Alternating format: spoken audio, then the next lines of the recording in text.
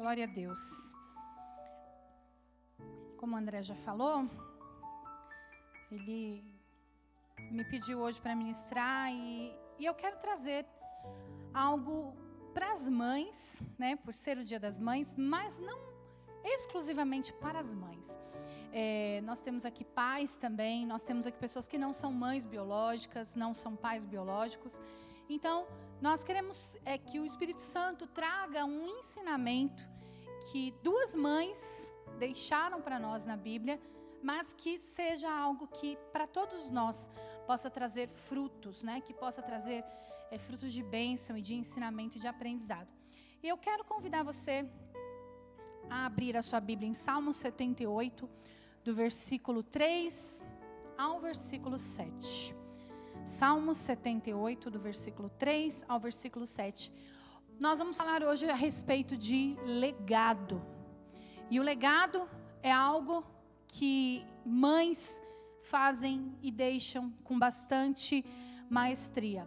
Pais também. E nós também, como pessoas e como servos de Cristo, podemos fazer isso. Deixarmos legado. Vamos ver então o que diz o Salmo 78, do 3 ao 7. O que ouvimos e aprendemos, o que nossos pais nos contaram, não os esconderemos dos nossos filhos. Contaremos à próxima geração os louváveis feitos do Senhor. O seu poder e as maravilhas que ele fez.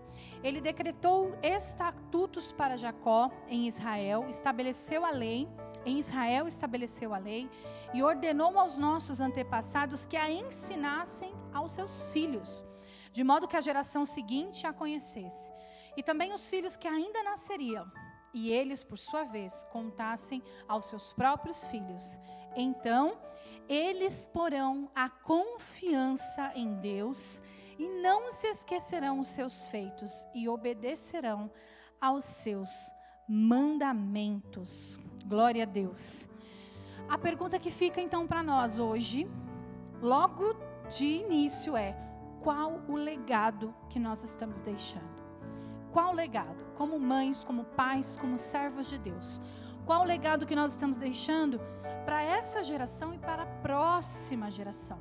O que dirão a nosso respeito? O que as pessoas dirão a respeito daquilo que nós fizemos e de como nós vivemos? Como eu já falei, essa reflexão não vai ser exclusivamente para as mães, mas eu creio que nós podemos aplicar e transferir esse ensinamento destas mães para aquilo que nós temos como missão como cristãos.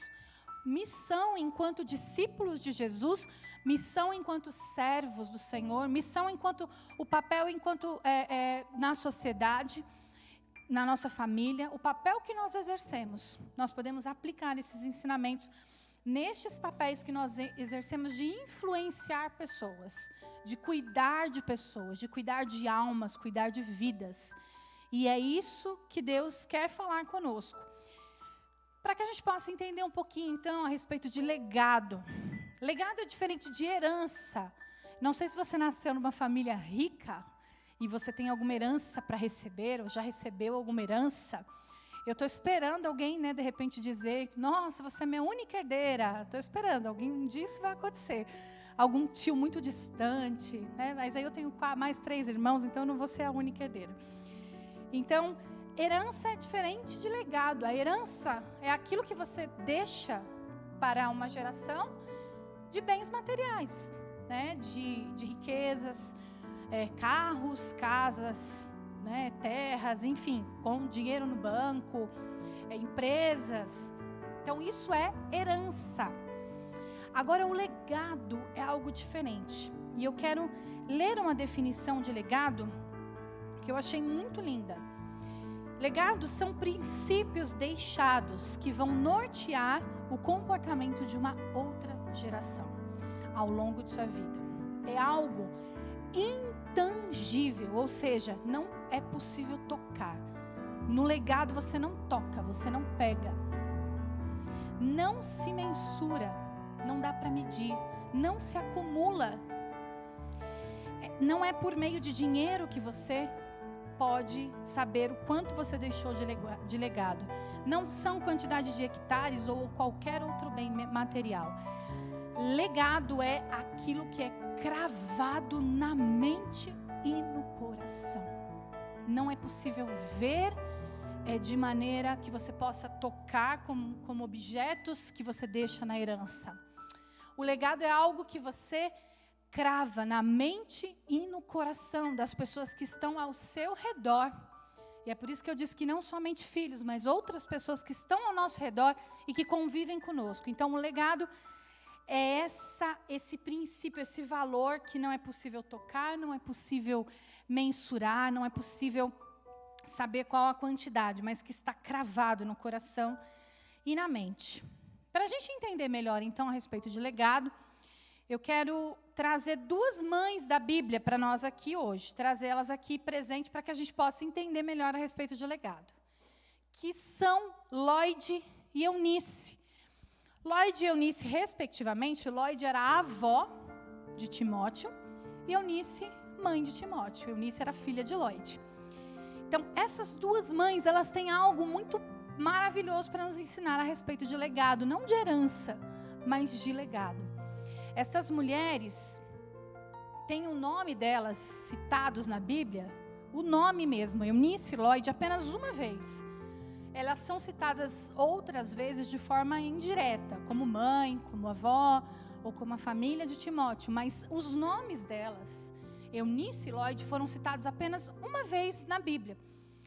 E é interessante que o fato de ter sido citado apenas uma vez não traz menor importância para elas, porque elas foram tão importantes na vida de Timóteo, tão importantes, que elas tiveram e chamaram a atenção de Paulo. Quando Paulo fala de Timóteo, ele automaticamente se lembra dos ensinamentos da mãe e da avó, né? Timóteo tinha essa influência de Paulo na vida dele, ele era ali mentoreado por Paulo, mas ele reconhecia esse valoroso legado familiar que Timóteo trazia na vida dele. Então, elas influenciaram Timóteo de maneira muito positiva e trouxeram ali, além de cumprir papel de avó, além de cumprir papel de mãe na vida dele, elas também cumpriram um papel sacerdotal na vida de Timóteo.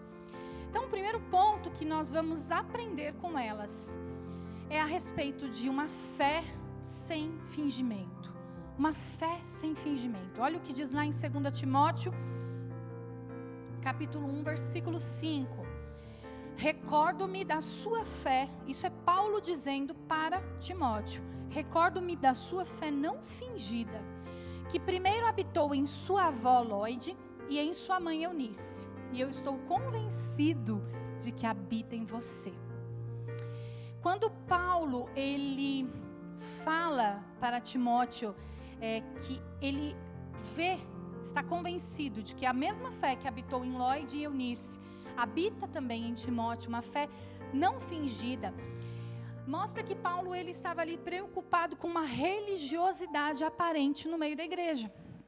Mostra essa preocupação de Paulo. Então ele reconhece nessas mulheres e consequentemente em Timóteo uma simplicidade, uma pureza de coração, uma fé não fingida, como se fosse algo que transmitisse a verdade, fluísse verdade da vida daquela família, daquelas mulheres.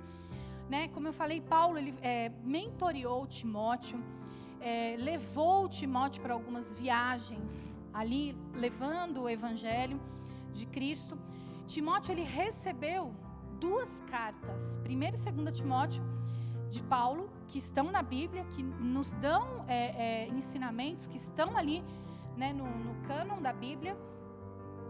Então, para nós entendermos a importância que Timóteo teve.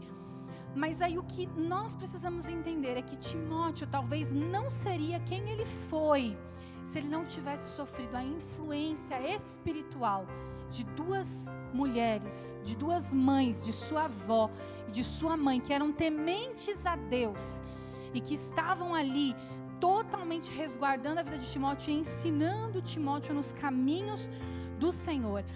E o que essas mulheres, que aparecem apenas uma vez o nome delas na Bíblia de forma direta, fez, gerou frutos incontáveis, frutos imensuráveis. Não podemos mensurar os frutos que gerou, por conta dessas mulheres que tinham uma fé. E eu acredito que essa fé era uma fé contagiante, não era uma fé mais ou menos, não era uma fé que eu acho que eu creio, era algo contagiante, era uma fé que era possível ser vista, não era possível ser tocada, mas era possível ser vista, era possível ser sentida, era possível ser transmitida, tanto que era transmitida por Timóteo, e pela vida de Timóteo era possível ver aquilo que a mãe e a avó dele havia feito, né, o bom trabalho que elas haviam feito. Queridos, família é um lugar de transmissão de valores. A família, nossa casa, é um lugar de transmissão de valores. Nós temos dentro da nossa casa um poderoso, nós temos algo que é poderoso. A primeira sala de aula de uma criança é dentro da sua casa.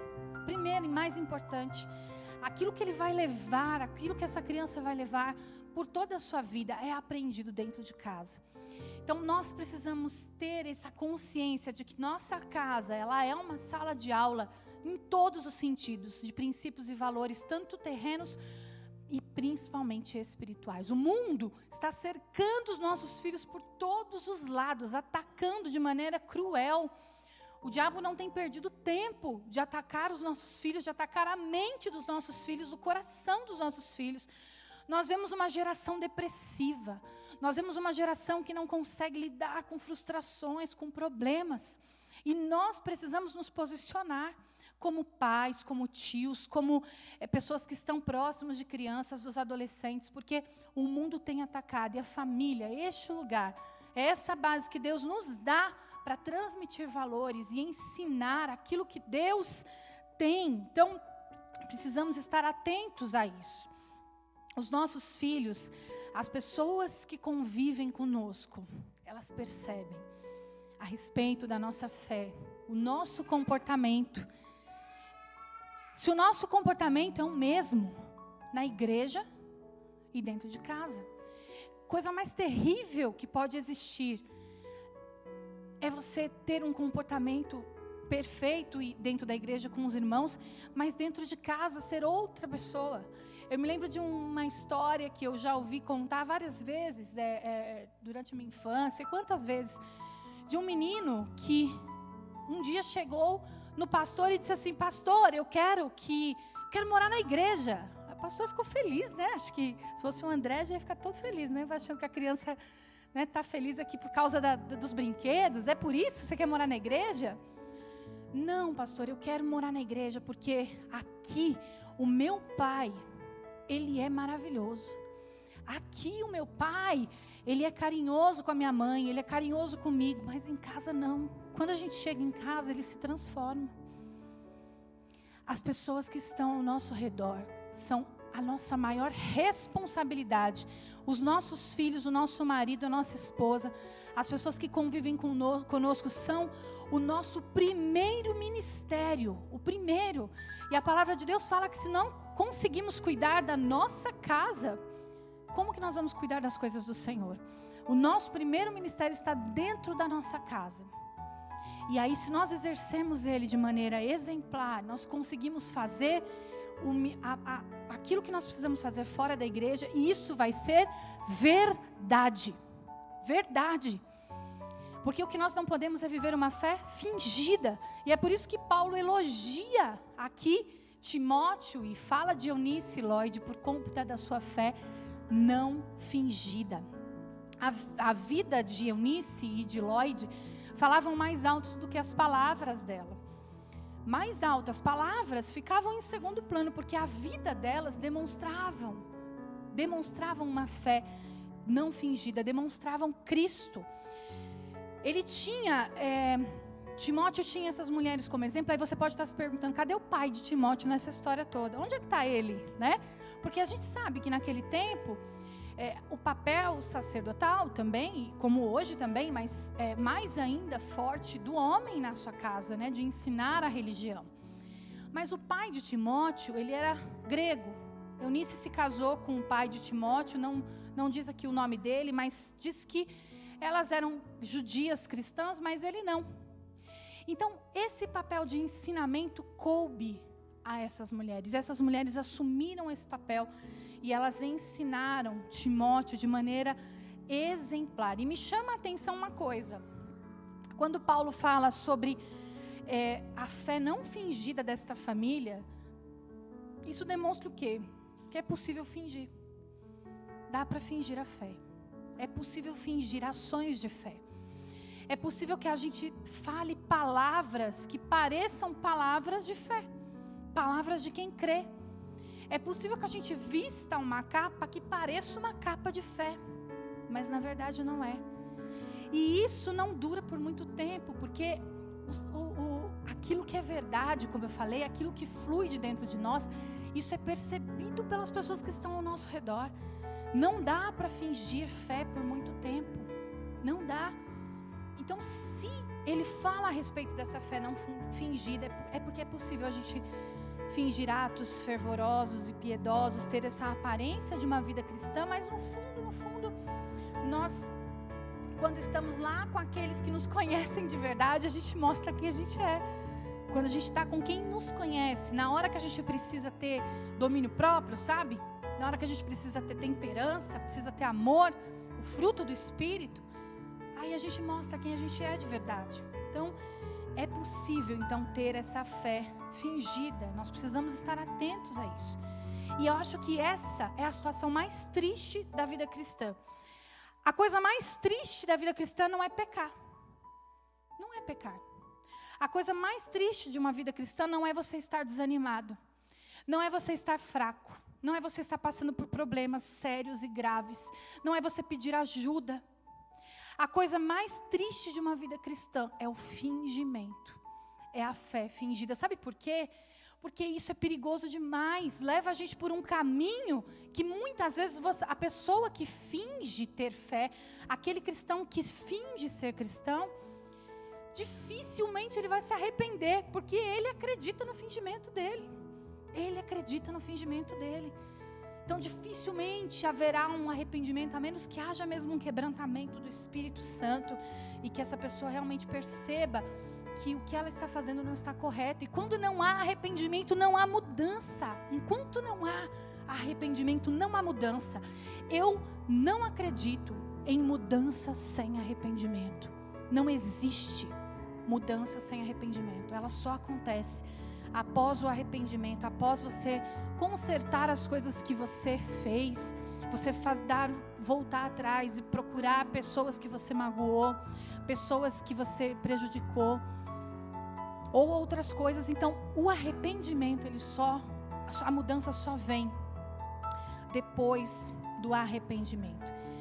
Se você se sente muito confortável na sua vida cristã, muito confortável, muito se sentindo muito crente, eu sou muito crente. Se você se sente assim, isso é um sinal de alerta. Porque a vida cristã, ela o tempo inteiro nos aponta o quanto nós somos pecadores. Cristo nos aponta o tempo todo o quanto nós somos miseráveis. A palavra de Deus nos confronta o tempo inteiro, o tempo todo. Mas não é um confronto que te deixa caído no chão, que te deixa mal, que te deixa depressivo. É um confronto que te levanta e te coloca de pé novamente. Então, a vida cristã não é lugar de conforto. Se você está procurando conforto na vida cristã, você está procurando conforto no lugar errado. E esse conforto no sentido de você estar ali achando que você já está bem. Você tem um outro tipo de conforto, que é o conforto do Espírito Santo.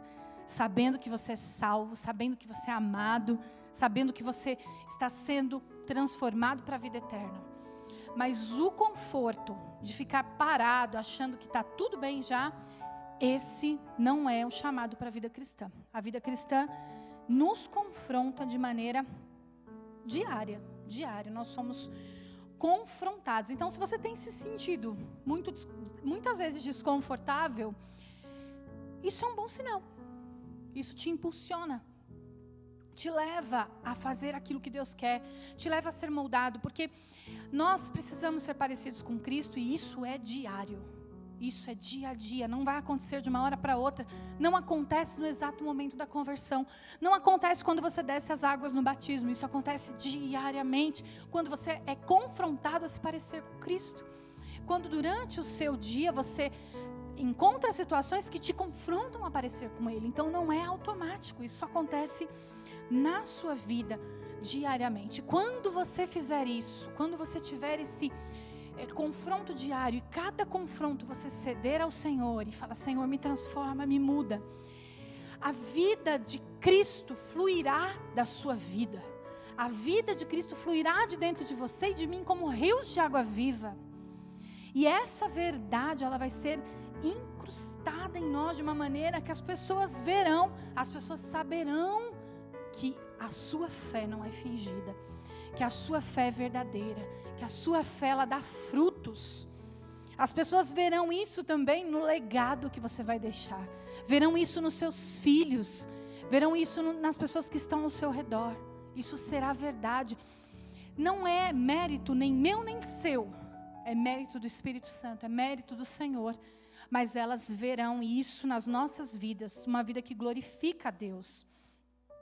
O segundo ponto é que essas mulheres, Lóide e Eunice, elas encucaram a palavra de Deus em Timóteo.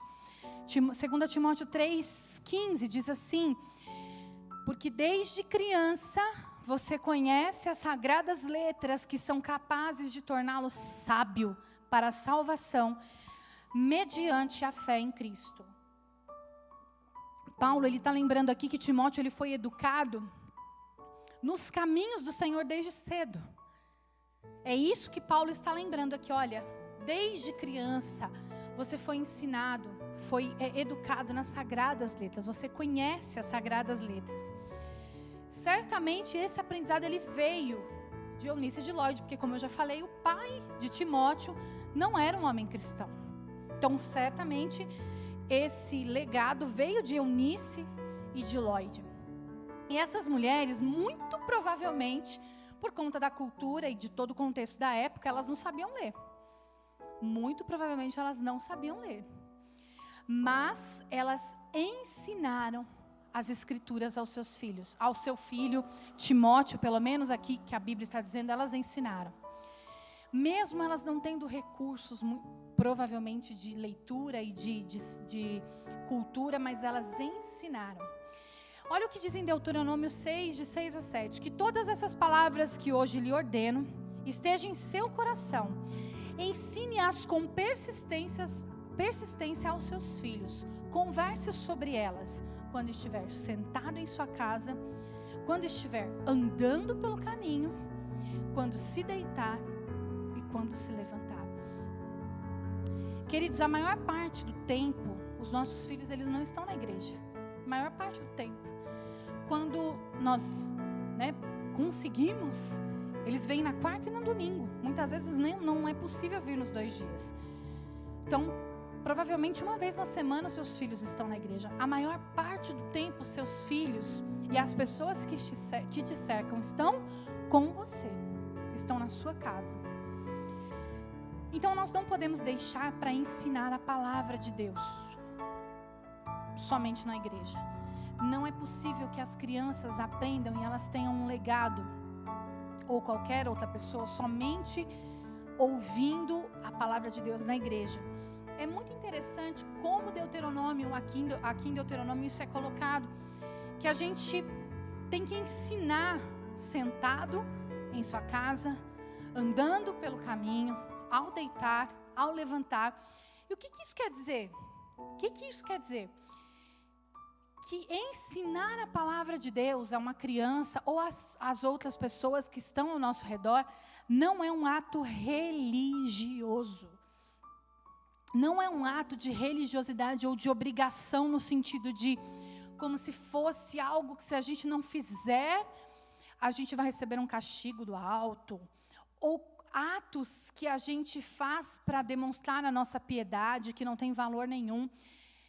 Ensinar a palavra de Deus, assim como está dizendo em Deuteronômio, é andando pelo caminho, sentado em sua casa. Percebem que é uma coisa, um movimento natural? É um movimento de leveza, é um movimento de vida, é um movimento não de religiosidade, engessado, preso, como se fosse algo que precisa ser de uma forma pesada e dura, ou como um castigo para as crianças. Agora você vai ler a Bíblia. Agora você vai orar. Isso não é um castigo, isso é um ato de ensinamento. Como a gente pode ensinar? De que maneira a gente pode fazer isso? A gente pode aproveitar os momentos da vida. Momentos da vida. Sabe aproveitar aqueles tempos de fartura? Para mostrar para essas crianças, para os nossos filhos, para a nossa família, essa alegria e demonstrar o quanto Deus tem sido bom, o quanto Deus tem sido maravilhoso. Olha, filhos, como Deus tem sido bom, olha como está cheia a nossa despensa, olha quanta comida a gente tem na mesa. Isso é ensinar, sentado em sua casa, andando pelo caminho. Isso é ensinamento. Quando as coisas também apertam, sabe quando as coisas faltam e a despensa esvazia também, porque isso acontece na vida do cristão. Isso também acontece, as coisas apertam. Esses momentos também são valiosos para que a gente possa ensinar sobre confiança, sobre descansar em Deus, sobre dizer, olha filho, a gente está passando por essa dificuldade, mas vamos aguardar. Eu tenho certeza que a gente vai poder ver a provisão do Senhor. E aponta a provisão, mostra a provisão, olha como Deus proveu. Muitas vezes quando Deus provê, a gente não enxerga que é provisão. E isso é um modo de ensinar a palavra de Deus também para os filhos. Não é apenas abrir a Bíblia e ler para os filhos como se fosse uma historinha para dormir, ou como se fosse um ato religioso de obrigação. Também ler a palavra para os filhos, sim, de forma com prazer, de forma que seja algo que seja prazeroso e que demonstre a importância disso. Mas mais do que isso, falar através das situações. Um outro momento muito didático para que a gente possa falar com os nossos filhos é o momento de luto. Às vezes a gente esconde a respeito da morte para as crianças. A gente não fala a respeito das dores. É claro que a gente precisa falar de forma adequada para cada faixa etária, mas é mostrar nesses momentos também o quanto a vida é finita, o quanto as coisas aqui são rápidas e o quanto o nosso tesouro está no céu. O quanto o nosso tesouro está na vida eterna. Isso é ensinar andando pelo caminho, sentado em sua casa, ao deitar, ao levantar. Não é um ato religioso, é um ato de verdade, de viver uma vida com Cristo. E eu tenho certeza que foi isso que Lloyd e Eunice fizeram com Timóteo. Elas encucaram nele a palavra de Deus. E o resultado disso foi o quê? Um jovem temente a Deus, reconhecido, temente a Deus e que amava o Senhor e praticava a palavra dele. Terceiro e último ponto é sobre testemunho de vida. Então nós falamos aqui sobre uma fé sem fingimento, sobre a palavra de Deus e agora sobre testemunho de vida.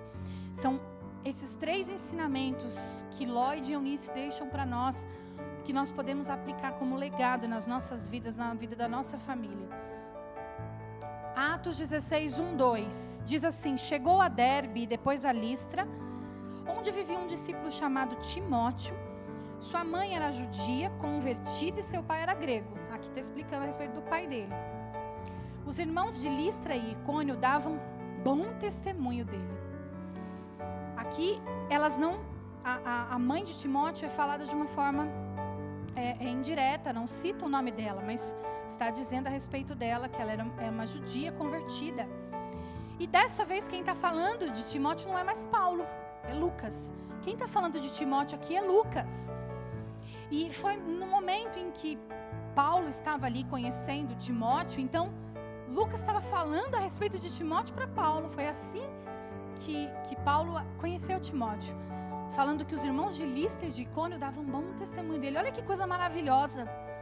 Os irmãos de outros lugares da cidade dele também davam bom testemunho dele. E aí, se nós pegarmos tudo que a gente já aprendeu até aqui, nós entendemos que esse bom testemunho que era dado da vida de Timóteo era porque ele tinha uma família que ensinava valores para ele. Tinha uma família que estava deixando um legado. Nesta citação, a gente vê bem claro, então, né, que a Eunice era judia, mas ela era cristã, o pai dele grego. Mas o testemunho de conversão dessas mulheres, ele era conhecido da igreja. Era conhecido. Aqui nós vemos que, então, consequentemente, Timóteo era conhecido por causa da sua mãe e da sua avó. Queridos, a incoerência entre o que nós falamos e o que nós vivemos, a incoerência, elas impedem que os nossos filhos e que as pessoas que estão ao nosso redor vivam o Evangelho. Coisa terrível é você ser incoerente naquilo que você fala e com o que você vive, porque isso impede que outras pessoas que estão ao seu redor olhem para você e digam: poxa, eu quero isso também. Eu não quero, a pessoa não vai querer ser incoerente. Quando nós somos coerentes com aquilo que nós falamos e o que nós vivemos, automaticamente as pessoas, os nossos filhos vão olhar para nós, as pessoas que estão ao nosso redor e vão dizer: eu quero também. Eu quero esse Cristo que transforma, eu quero esse Cristo que dá vida, eu quero viver desta maneira. Então nós precisamos tomar cuidado com essa incoerência que muitas vezes nós vivemos. O testemunho da nossa vida, ele é imprescindível para que a gente possa educar nossos filhos como mães, como pais, mas também ele é imprescindível para que a gente possa ser filho de Deus. O testemunho, ele é imprescindível. É necessário que nós demos bom testemunho. É necessário que quando as pessoas não estão na nossa frente, e muito melhor do que falar na nossa frente, é quando elas estão, como foi feito aqui com Timóteo, Lucas falando dele. Os irmãos de Listra e Icônio dão bom testemunho dele. Será que as pessoas têm dado bom testemunho de nós? Pare para refletir um pouco o que as pessoas têm dito ao seu respeito. Você tem dado bom testemunho onde você trabalha, onde você estuda, onde você está, na sua casa, que é o lugar mais importante? Será que nós temos feito isso? O que as pessoas têm dito ao nosso respeito quando nós não estamos por perto? O que eles têm dito de nós? Concluindo, queridos, essas mulheres, embora nós não temos muito detalhes delas, né? A gente vê que é pouco falado a respeito de Lloyd, a respeito de Eunice, mas é o suficiente para nós vermos que elas tiveram uma vida marcada, mas não pelo sucesso delas, não foi pelo sucesso do seu sucessor, daquele que veio depois delas, foi pelo sucesso de Timóteo na vida cristã. Elas tiveram a vida marcada. Então, é maravilhoso. Muitas vezes a gente não vai ver aqui, muitas vezes, o fruto daquilo que a gente fez. Mas a nossa família, as próximas gerações, poderão ser marcados pelo legado que eu e você vamos deixar. E o que nós estamos deixando? Mais uma vez fica a pergunta. Nós vamos deixar herança? Se der para deixar herança, os meus filhos, coitados, não esperem muita herança não, porque está difícil. Mas eu quero deixar um legado. Eu prefiro deixar um legado. O que você prefere? Deixar uma herança ou um legado? O nome de Eunice significa vencendo gloriosamente. E o nome de Lloyd significa mulher forte. E isso nos deixa mais uma lição, que sobre vencer ou ser forte, nem sempre significa ser protagonista da história. Às vezes nós não vamos ser os protagonistas da história de um bom testemunho, da história de algo que pode acontecer. Mas o legado que nós vamos deixar perdura por gerações. A herança acaba. Ainda mais se tiver uma família descontrolada, briga entre irmãos, a herança acaba. Se gasta sim uma herança. Mas o legado, lembra que nós falamos no começo? É cravado na mente e no coração. Esse não se perde. Esse ninguém rouba. Não é possível roubar. Herança pode ser roubada. Legado não. Que a nossa fé, ela possa ser não fingida como a dessas mães. Que nós possamos ensinar a palavra para os nossos filhos e para as pessoas que estão ao nosso redor, não de palavras apenas, mas de vida, de viver uma vida que transmita aquilo que está na palavra. Uma vida verdadeira. E que o nosso testemunho fale tão alto quanto dessas mulheres, a ponto das pessoas olharem para o legado que nós vamos deixar dos nossos filhos e nos verem nele, verem esse nosso legado na vida dos nossos filhos. O legado, ele tem peso, o legado espiritual, ele tem peso de vida eterna. É um peso eterno, não é algo que fica aqui, não é algo que se acaba aqui, mas é algo que perdura por gerações. Para nós terminarmos, eu quero trazer mais um exemplo. Dessa vez essa mulher não está na Bíblia. Ela não está na Bíblia, mas é uma história conhecida de uma mulher que deixou um legado maravilhoso. O nome dela é Susannah Wesley. Você já deve ter ouvido falar dela. Ela teve 19 filhos. Só aí ela já mereceria, né, aplausos. Ela teve 19 filhos. Tudo bem que isso foi no século XVIII, lá para os anos de 1700. Mas ela teve 19 filhos. Gente, eu tenho 3. Eu já acho bastante. Ela teve 19 filhos, então só por isso ela já deveria ser, né, homenageada. Mas essa mulher, ela deixou um legado inquestionável. Susannah Wesley é mãe de Charles Wesley, que foi um escritor de hinos. Mais de 9.000 hinos foram escritos por Charles Wesley. Mais de 9.000 hinos ao longo de sua vida. E Susannah Wesley também é mãe de John Wesley. John Wesley, ele é o fundador, né, do metodismo. É o fundador, né, do metodismo. Ele é o fundador.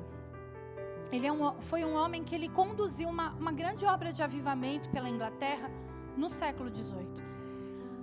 Os frutos de John Wesley são incontáveis, aquilo que ele fez durante todo o mundo, porque toda essa obra de avivamento não atingiu só a Inglaterra, atingiu a Europa, atingiu os Estados Unidos, atingiu todo mundo.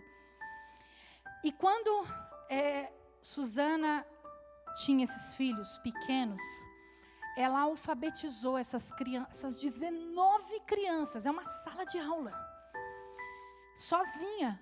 Quando as crianças faziam 5 anos, ela pegava essas crianças e ela alfabetizava. Ela começava pelo livro de Salmos, e depois ela ia para Gênesis, e ela ia alfabetizando as crianças na Bíblia, com 5 anos. E eu não sei que método é esse que Susannah Wesley tinha, que as escolas de hoje não descobriram, porque ela alfabetizava essas crianças em 3 meses.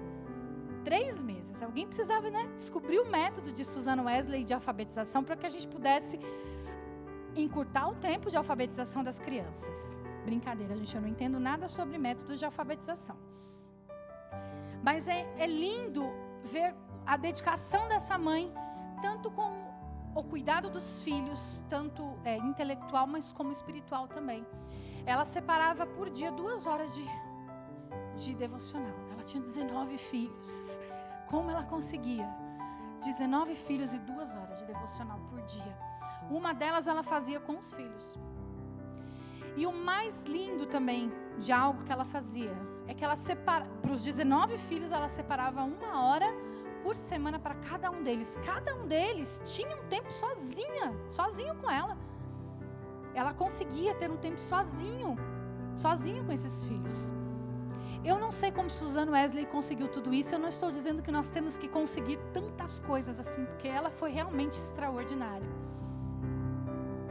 Mas o que eu estou querendo dizer é que ela, por uma dedicação extensa, e muitas vezes a gente não ouve falar de Susannah Wesley, mas você ouve falar de John Wesley, não é verdade? Às vezes você não sabe o que por trás tinha dessa situação toda. Houve um incêndio na casa deles quando John Wesley tinha 5 anos. E ele ficou dentro da casa. Ele foi a última criança a ser salva. E ele foi salvo de uma maneira tão miraculosa, de uma maneira tão extraordinária.